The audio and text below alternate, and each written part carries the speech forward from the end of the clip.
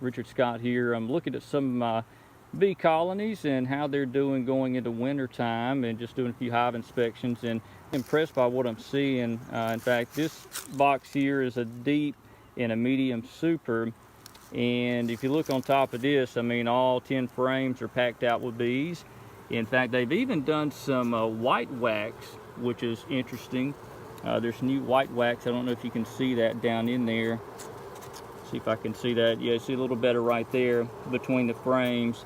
And I don't know if I've ever seen them build out white comb in the fall.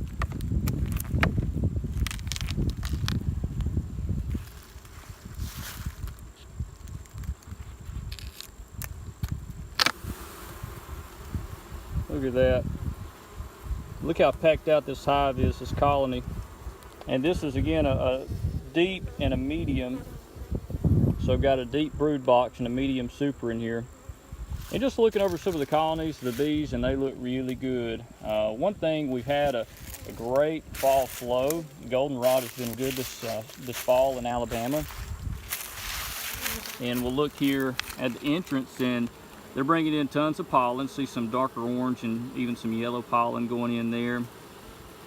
And these bees are certainly busy. And it's not just this one. I mean, there's colony after colony that looks much more impressive this year compared to last year. And one thing different I did this year was I treated for varroa mites, and that's something I've never done, at least in a widespread sense. I've done a few hives here and there, but this time we really treated a lot. And I used Apiguard back in the late summer, very beginning of fall, and these bees just look so impressive. And so far that's been a success. We'll see how they go through the winter, but I can tell you now, based off what these bees look like at the end of October in Alabama, these things are looking good going into winter time. So all trying to increase productivity going into spring. Obviously spring is important, so the health of your colony, you know, through the winter time will determine how your spring goes. Look at that, that is fresh white wax between the frames. Late October in Alabama, they are building white wax. That's awesome.